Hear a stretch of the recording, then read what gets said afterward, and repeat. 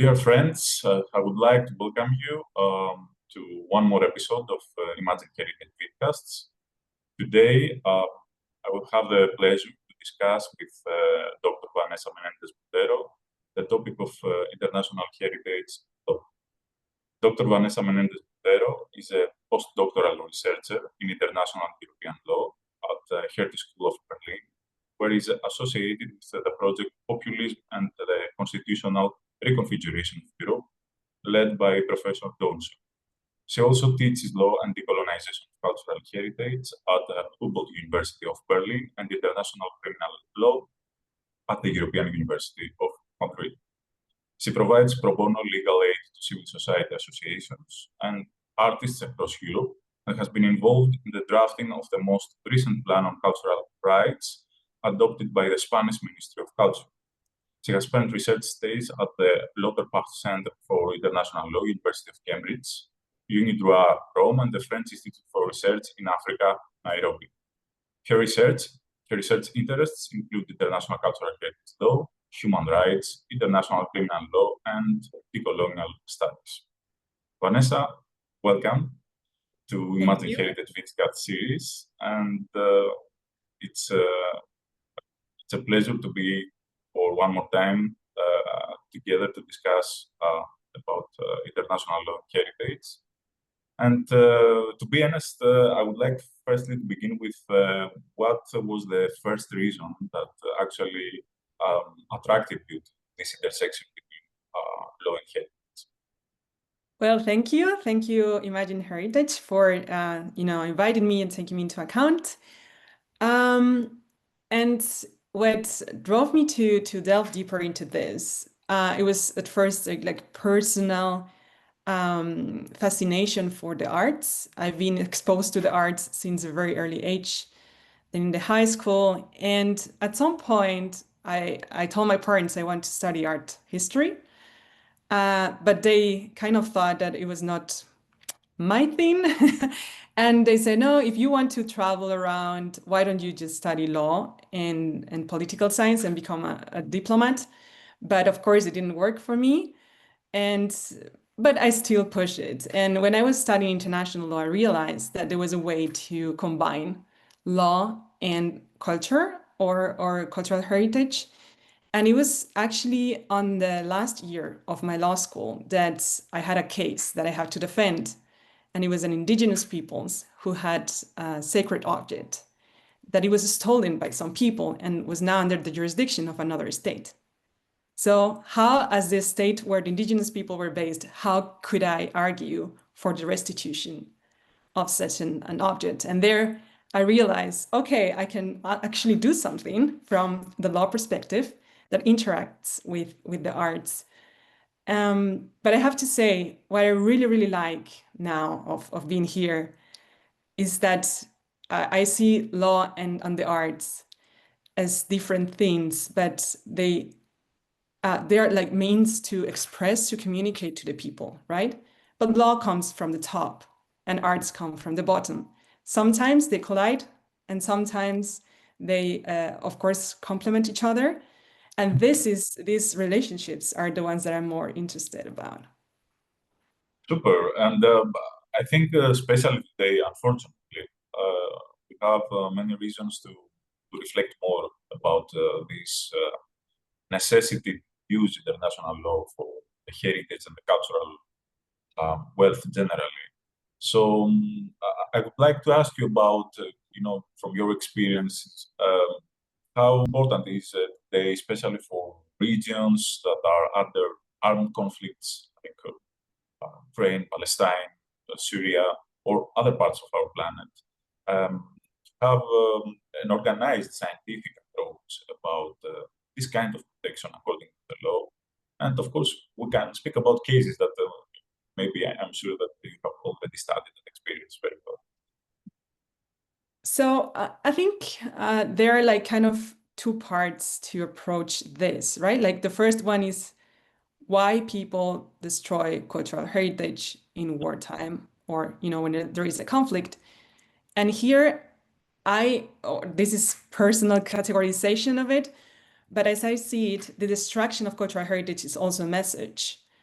And there are three kind of messages, right? First, when you have a conflict that involves clashes between ethnic groups or national groups or religious groups, the attacks to heritage are just a message to say, I don't want you and I want to destroy you as a group or as ethnicity or whatever. Here, of course, we could see many of these conflicts taking place in some countries in Africa, but also we had the experience of the former Yugoslavia and at some point also the genocide going on in Palestine, where, you know, the destruction, it's an indirect means to tell the people, I don't want you here. And this is on the one side. On the other side, there are also these kind of conflicts that comes from crime of aggression in the international law sense, where one state occupies or invades the territory of another state, which is the case of Ukraine right now. So why Russia is destroying a lot of cultural heritage in Ukraine? Well, because they don't want any trace of Ukrainian national story left in these territories. So if they can stay in that territory and if they can, you know, end the conflict and be there, they will probably build some stuff, rewriting the history of this territory just to make, you know, a national reading out of it. And then you also have this whole terrorism and terrorist attacks were not only, you know, in some places like Afghanistan with the Taliban or the ISIS in Mali or Syria, but also outside. And there, interestingly so, they targeted like very international landmarks, the Buddhas of Bamiyan, Palmyra, the Twin Towers in the US, right? There you see how they destroy cultural heritage is a means to send a message to the West or to whomever who opposes their values to say, hey, we don't accept you, we don't agree with you. So I think first we have to kind of analyze in which context we are, so then we can think about solutions. And of course, now we are witnessing, unfortunately so, the legitimation campaign against international humanitarian law. Like in the US, J.D. Vance the other day saying we should kill whatever guys and, you know, expressing their will to commit international crimes and violations of international humanitarian law with no shame at all. So here we have a problem, and I don't think it's a problem just for cultural heritage protection, but also for humanitarian protection in the first place. And what international law can do at this point, it's not much, unfortunately, because everything has to come down to politics and, you know, make this leader say, hey, this is not legal in the first place, but also it's not ethically or morally good or well. There is a lot of challenges now for cultural heritage protection in conflict, but there are also some cases of slightly positive implementation of international law. For instance, in Ukraine, when people knew that this is going to last, they started to protect. The big statues were put like a lot of sacks of sand. Also, many artworks were transported to many museums in all European states because they knew, okay, let's prevent any further damage. Of course, immovable heritage, you cannot do anything with that. But, you know, still some things we can do, but this is all about cooperation again. So there should be some political willingness. Yes, I understand completely. And, if I'm not wrong, from your description, I have a feeling that the international law instruments are not in position to have a productive impact through all these conflicts and to do something, I mean, in the field, protect or intervene. Do you find negative the whole balance sheet of international law organizations on these cases? I am one of the utopians in the field, so I think it's good that they are there. It's good that we have the 1954 Hague Convention and the protocols. It's good that we have all this network of intergovernmental organizations or NGOs and so on. The problem is, to do that, to protect cultural heritage, you need funds. And of course, UNESCO, now we saw a backlash from UNESCO because the US, that is one of the main contributors to UNESCO funds, is leaving. It's not the first time it happens. So it could be that, in the future it comes back. But the international law and international organizations are based on a common will of the states to be part of it, and because they believe it's the way to do it. They believe it's law because it's legally, they have to comply with it.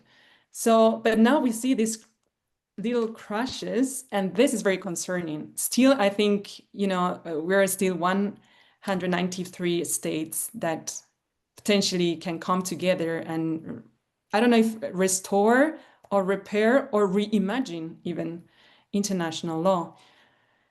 What I also can say is like the 1954 Convention, it's a bit outdated because it didn't foresee all the new methods of war.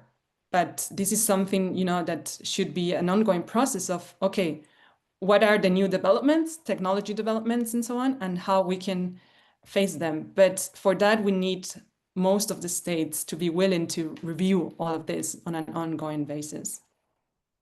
Yes. How different do you think function the whole thing inside Europe, the European Union? I mention this because we know very well that Europe, because it's fantastic differentiation from a cultural point of view, and all these varieties of heritage wealth, actually somehow produced a European law that unified or giving to us the impression that there is a complex, but at the same time, certain umbrella. Is this true that in Europe the whole thing around the protection of cultural heritage functions well? Is something that we can say that working for you, the scientists, or for the local communities, or even for the minorities and people that somehow are engaged on civil rights around culture and religion? Well, I think here we should distinguish between EU law and the Council of Europe treaties and conventions. So on the one hand, EU law, or according to EU law, cultural heritage is just a supportive competence for the EU, meaning that whatever happens with cultural heritage is still a matter of just the states, the member states. This is kind of problematic because since the very beginning of the European Union, some of the people involved in this drafting of the treaties, they were like, yeah, we need also to foster cultural ties between our people, so Second World War cannot take place again. The problem is that they were so shy on doing that, and now I think I'll consider now it's a bit too late, because now it states, you see it in the parliament with new actors from the very far right saying or claiming more nationalism than Europeism. So we might have lost the momentum to go a bit further in terms of culture and cultural heritage. And it also comes with a fact like, okay, there are some initiatives like the European Heritage Label or the European Capitals of Culture. But how many people, like common people in the streets in Spain or in Germany, knows which are two capitals of European culture this year? Very few people, I would say. So I think there is a mismatch between the aims of the European fathers and the successors in the European Union and the citizens. I think there are some ideas, but they are not fully implemented yet. However, when it comes to the Council of Europe, this is a total different institution. They sometimes cooperate, but the Council of Europe has these treaties and conventions that link culture to human rights, especially the FARO Convention, which I think it's one of the most important conventions that have been adopted at the Council of Europe. And this FARO Convention, I think it was good not only for Europe, but also worldwide, because it adopted a new language, this concept of heritage communities. We cannot find it before in UNESCO. So in that sense, the Council of Europe has done a great job, but still many things depend upon the state. And just to illustrate this, like Spain has only ratified the FARO Convention in 2022. So 3 years ago, and Convention from 2005. That tells you that there is still a lot of things to do. For instance, the UK, France, Germany, Greece are not parties to the FARO Convention. So, there is still a lot of room. And when it comes to the European Convention on Human Rights, we don't have a right to take part in cultural life as we have in the International Convention on Economic and Social and Cultural Rights, or in the Inter-American System of Human Rights, the Protocol of San Salvador, or the Banjul Charter of the African System. This is something a bit shocking because, Europeans have always been, or we want to think we are avant-garde when it comes to human rights protection, but we are still missing this. So there is still a lot of work to do. How do you explain that about this negative or renunciation to adopt generally everybody the conventions and this framework? So I think because of the European Convention on Human Rights, it's a treaty of its time, right? And you have these whole countries of mostly Western Europe that are opposing to the Soviet bloc. And I think when they had in mind this European Convention back in the 50s, 60s, it was like, okay, the most important right, it's private property. And this is what differentiates us from the Soviet bloc, right? When everything was more communal. So if you read the Travaux préparatoires of the convention, you realize that they decided deliberately not to include that because at the end of the day, the right to take part in cultural life, it's also something communal. You cannot take part of cultural life just by your own, in the sense that culture is not created just by one person, but you need this community to develop such a concept. So I think it was more like we are going to privilege individual rights, and then they kind of left it out. But this doesn't mean that any case regarding cultural heritage have been disregarded by the European Court, because indeed there has been some, but they are always tied to other rights, private life, or the right to education, or the right to private property when it comes to, buildings, monasteries, and also the freedom of expression, freedom of religion.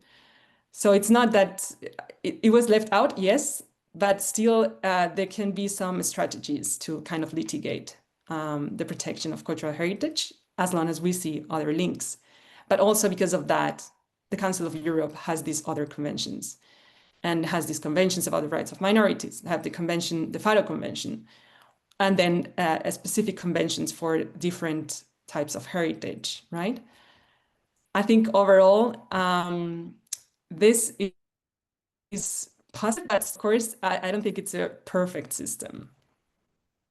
It's true. And generally, do you think that if we want to find a case inside European Union that we have, how can I say, a serious violation of heritage and law, is something that we can refer about that is very sounding on its effect?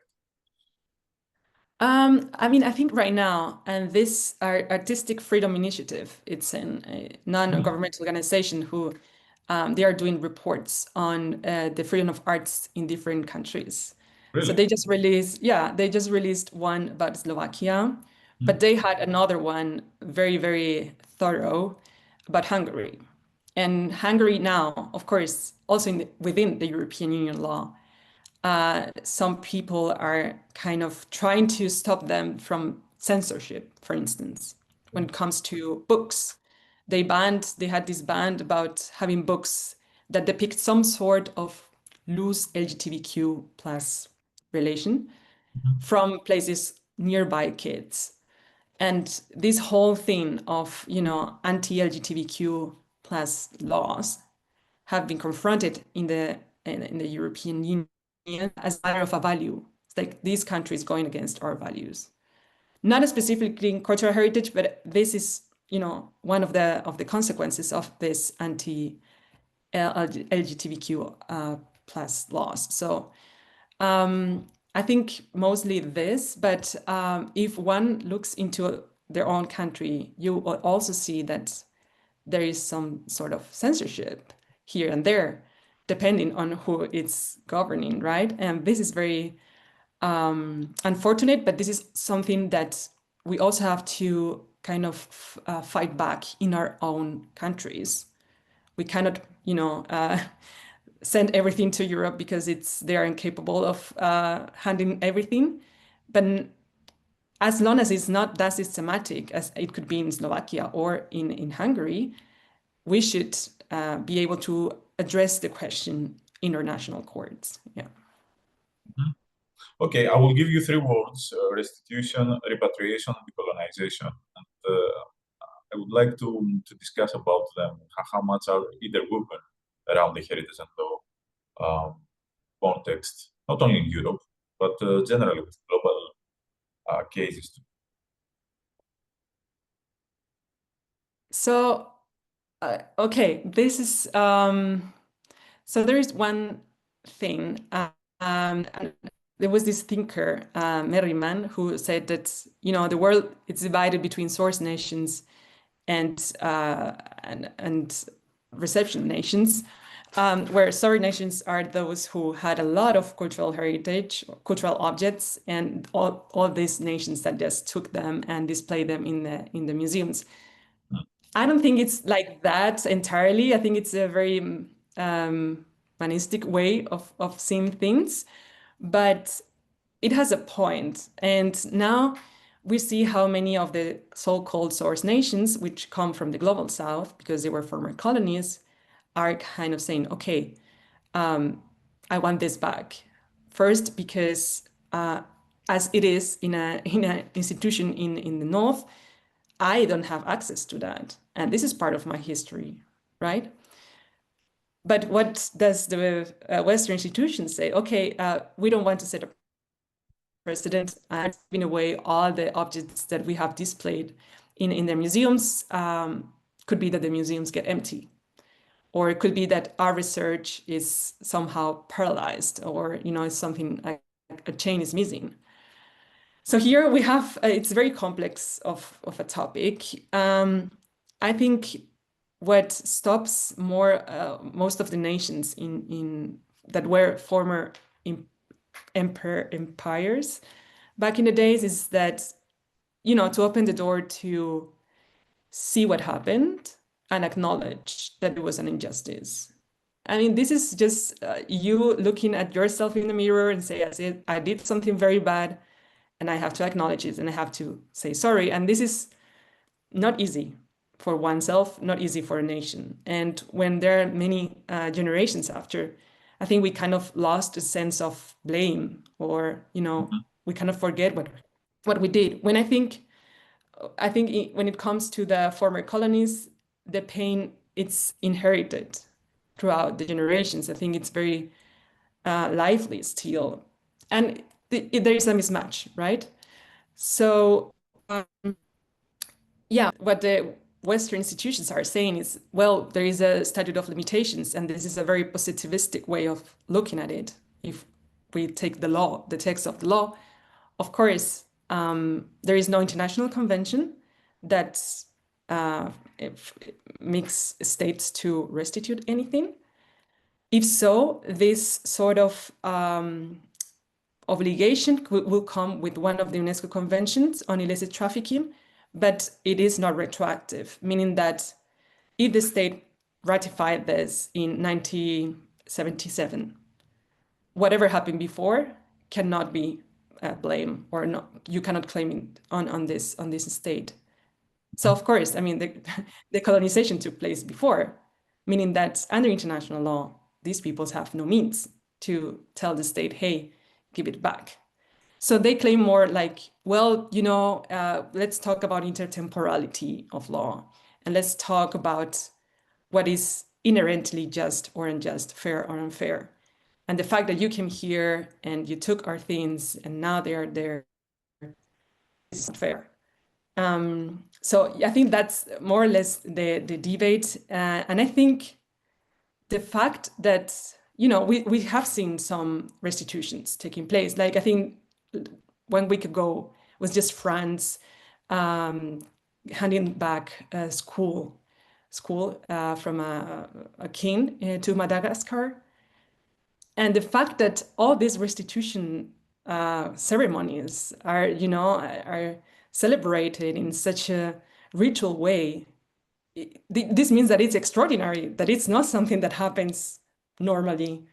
So for me, every time I see that there was the ceremony, besides that maybe the indigenous peoples want that ceremony to take place, but it also shows to me that it's not a common practice, that this is something that is happening depending on the political momentum and also depending on the political will of whomever who is in front of the Ministry of Culture or the Ministry of Foreign Affairs.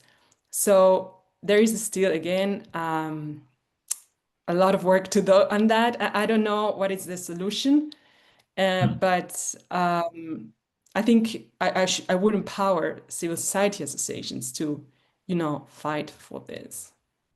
Yes, and I think it's at the same time I'm thinking it's a little complicated issue. For example, I don't know if from a legal point of view there is a kind of, how can I say, intertemporal national property, or at the same time the global property of culture, something that UNESCO, I imagine UNESCO is the first responsible, protected certain monuments of humanity. For example, we have many cases that many times we have a fusion between colonization and global heritage at the same time, violation to take part, at once. For example, yes, the issues between Greece and Turkey for the Hagia Sophia is something that it's not a typical Western colonization issue, but it has to do with a kind of colonization that came from the past. But many, for example, monuments from the Roman Empire that are spreading all over the northern of Africa and the Middle East, I cannot imagine Italy to demand to take back the Roman temples from Morocco or Algeria just because the Roman Empire, had a kind of origin with the Italians. So what I think that we're missing is where is the the base of the national property. And so from this point of view, to have something against the colonization. On the other hand, how UNESCO protects the global cultural wealth. For example, I remember these distractions in the Middle East from the jihadists on Palmyra and all these temples there. And many things also happened in the past because of the conflict between Pakistan and India. So I imagine that it's very difficult, your work, in order to make the distinctions and at the same time to support the civil society of each country to do something very organized with products, with a productive result, to do something with, to take back something and at the same time to protect something that maybe is not possible to take it back, for example, from Turkey to Greece, but to assure the security and the character of the monument or of the community. So how difficult is these distinctions in your work?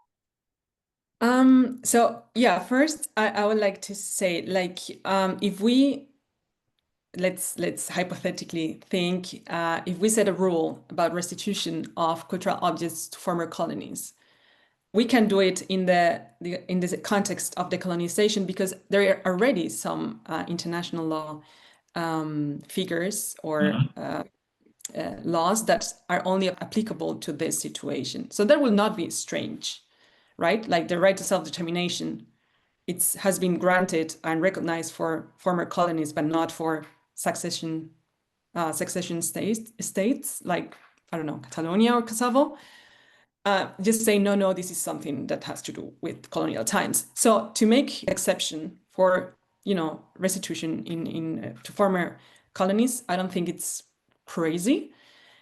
And here, I will not talk about national property because at the end of the day, we had all this process of self-determination and the states kind of change a bit their borders and, so here I will talk about peoples.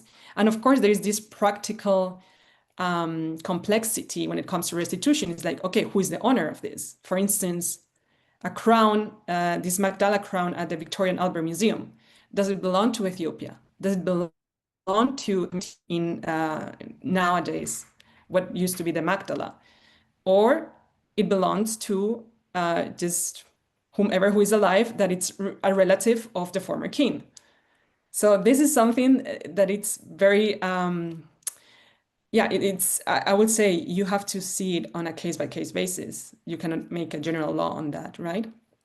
And also there is something about access. So if you restitute, at least you have to get sure that there are access to the, important community or the community that is more tied to that. And this, I have to say, not in Europe, all the culture is accessible to everyone. As soon as, museums are not for free, you're also kind of denying this access to people with lower incomes. That being said, when it comes to Greece and the Parthenon marbles, actually Greece has been very active. And this I can see how is a national property. And it's a national landmark. It's like the temples in Cambodia. It's in their flag. It's something national. Here, though, you have many actors playing a role because you have the Greek state, posing a lot of questions in the European Parliament, but also kind of trying to negotiate this Brexit in the Brexit accords or treaties or amendments. There was like, okay, you go from the European Union. Now it's the momentum you give me back the piece that is missing, right, from the Parthenon. But again, that have been proven a bit futile. And of course, the UK is saying we have statute of limitations, and that was legal by the time because it was the present. So that it's very difficult, but you also have foundations going to the European Court of Human Rights. At the end, the case was dismissed, but still they try and say, okay, I think this is our property, and the UK, it's, violating the right to private property. But of course, at the end, the European Court didn't grant a lot of weight to that argument, but still they try. And I saw recently, actually, this AI video, right? When this was running from the British Museum to the museum, the Acropolis Museum in Athens, and joined the sisters.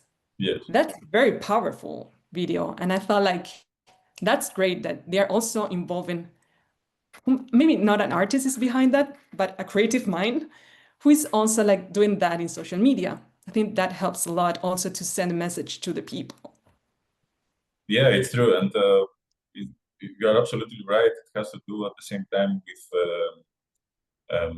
not exactly a sense of property, but a sense of, how can I say, historical justice about the sources of the creation. Because here we speak about the authentic sources that generated something. So when we feeling that it's okay, it's legal to cut the sources from the monument or from the final creativity product is something, no, it's a clear violation. So yes, it has all around sentiments, feelings, and at the same time a clear need to make a balance. And of course, this means, and from this point of view, I would like to go to this field. This means how we can engage the local communities and how difficult it is to connect the scientific community or the academia, let's say, or the international law community with the countries, the local communities, the local administration, maybe why not the civil society organization. Do you feel that there is a good level of cooperation and interaction between them? Yes, but let me just pick something from the question before, because Of I course. think this is something important, because you said about some like archaeological artifacts from the Roman Empire in the north of Africa. Here, we had in the past, recent past, a lot of collectors or a lot of institutions acquiring this from Syria, from Yemen, from Libya. And through that, they were not only engaging in money laundering, but also they were financing terrorism in the area. So in order to solve this, and this is not happening anymore, there is a case now, a guy, like a collector, was now condemned in the UK under the UK Terrorism Act, saying, well, because you didn't conduct deliberately, you didn't conduct any provenance research, knowing that this can come from one of these areas, you are committing this sort of crime. And in Spain, we also have a case like that with a gallerist from Barcelona. So I would say museums and also gallerists have to conduct a provenance research, like who owned this, where are the contracts, give me all the papers, and then I can safely say, okay, I will buy this artwork, this archaeological artifact, and then it's safe. You're not financing any terrorism. That being said, when it comes to engaging local communities, I think in that sense, the Faro Convention was very good at setting this language of heritage. And now you can see in academia, more and more people are talking about the necessity to engage with communities, and also somehow the UNESCO, of course, the UNESCO conventions are from back in the days. 1974 was 72, sorry, was the World Heritage Convention, and it didn't think about local communities. But now you have these operational guidelines, and they are updated almost every year. So with the influence of the Faro Convention, you now have in the operational guidelines that communities should be part of the process. I don't think it's enough. I think they should engage more, or at least monitor more to what extent those communities are engaged. But it's a step. It's enough for what it is, taking into account, again, that it's one of the most ratified treaties in the world. So I think they are also cautious about that. But also a lot of has to do also in the national sphere. So in that sense, I have to praise the Plan on Cultural Rights, not because I was involved, but because somehow it is the first of this kind in Europe that puts culture at the core of people's rights. Like culture now, according to the plan, it's a right, and it's a right of the people. And therefore, it's the people, the ones who have to exercise it and that have to develop it. And the state has to kind of support this development, but cannot limit it and cannot impose it. And I think that's one of the first steps towards, making people more engaged. Of course, this has to be, in my opinion, coupled with education and raising awareness of society. And, people have to value, not necessarily, right, but they have to know. And then if they want to, they have to value or not value certain cultural property. So I think that's one very positive step that is now actually going to be presented in Mondiacult, that it's taking place in Barcelona. And I know, as a matter of fact, that this plan is going to be presented as a good practice, and maybe other countries can follow. Yes, it's true, and I want to highlight the education because what I personally received from my engagement, especially in civil society, is that the people from local communities need people like you, need people, and of course groups of academics and scientists through projects and actions to go closer and to present, educate them about their history, about their heritage, about their rights, as you rightly mentioned, for the cultural wealth of their region. So the majority of the people, especially outside of the big urban centers, do not have any idea about the cultural wealth and why somehow they are responsible about that.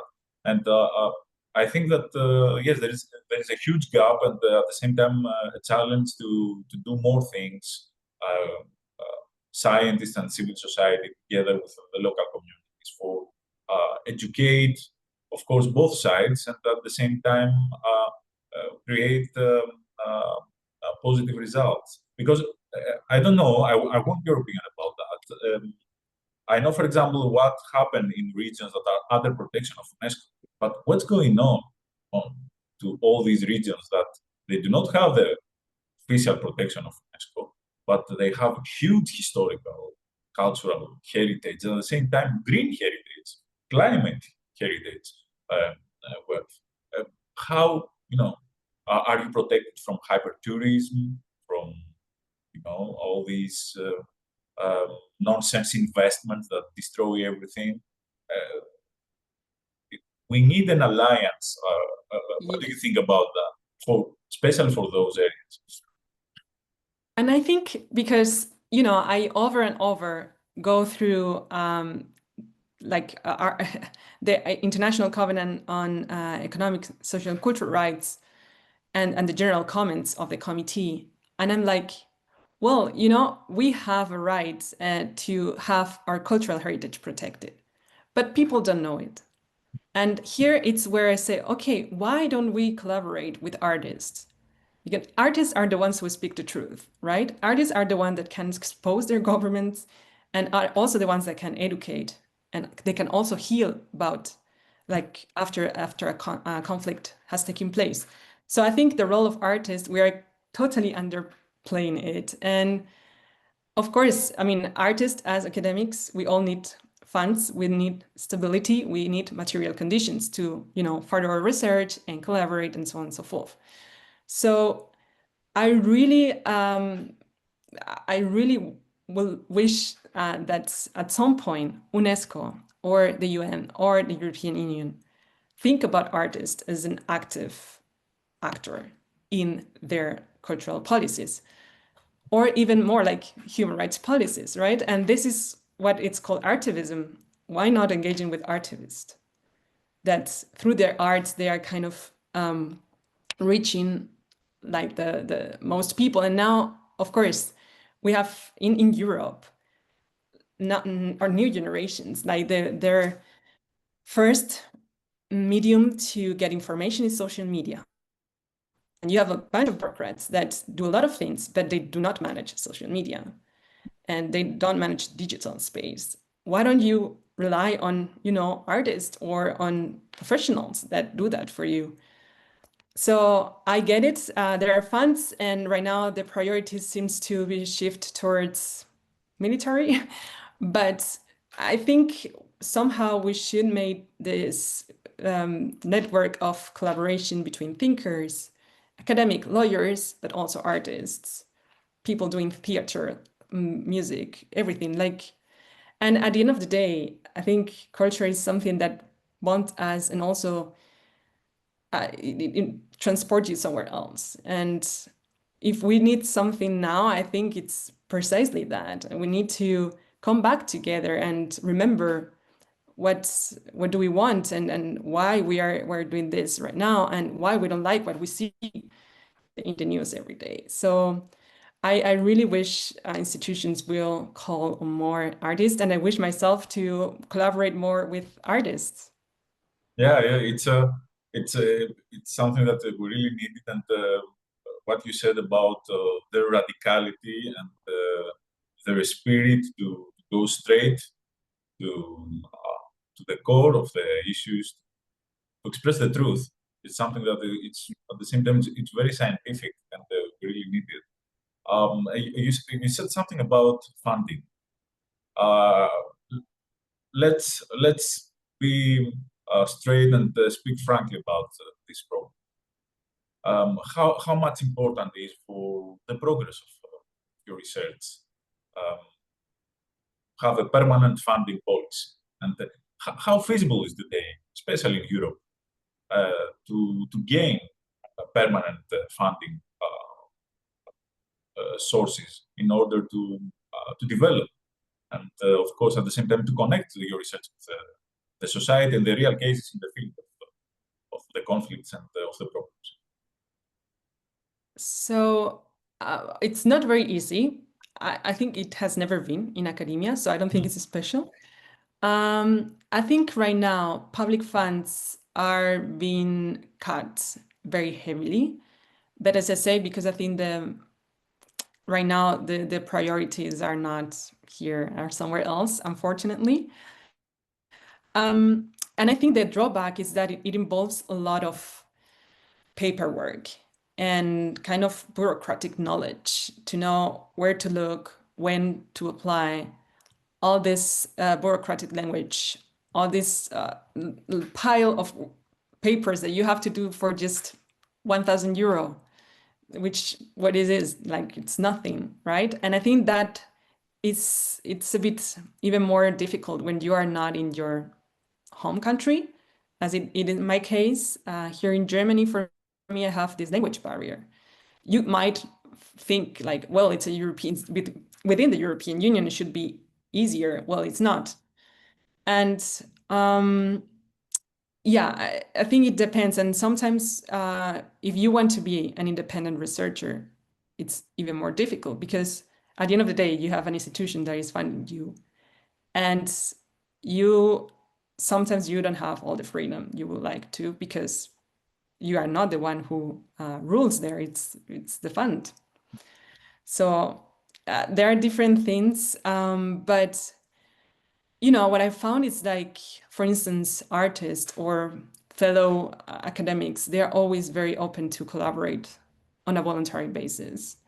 This is great, but again, we also have to pay our bills. I don't think if we are all well off, if we are all stable, of course, I think collaboration will come naturally, but we need, some sort of mattress, financial mattress, is to continue with our things, being able to travel or, being able to get some resources that also some books are not very easy to get or are very, very expensive. So yeah, it's not easy, and unfortunately, I think the public funds are going somewhere else. That's the problem generally in the cultural field. Yeah. Yeah. Well, we are close to the end, and I would like to give you the time to highlight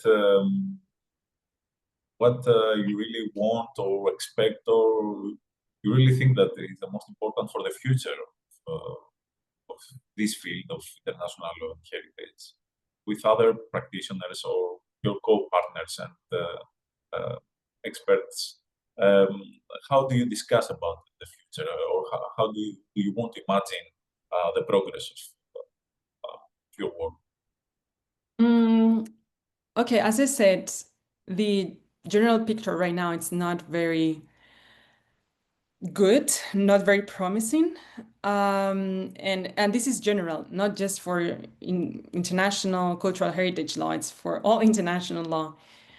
And I think now more than ever, it's very important that we speak out.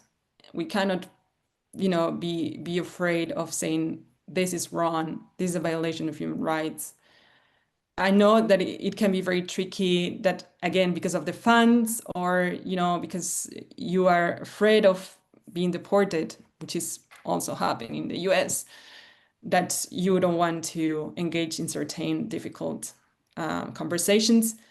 But I think it's our duty as academics to do that. And if we see that something is wrong, we have to speak out. As I said, genocide does not happen from one day to the other. It starts by banning people to, I don't know, conduct a ceremony in public. It's by, banning the selling of certain books, or destroying books, destroying films, destroying, moving around statues, whatever.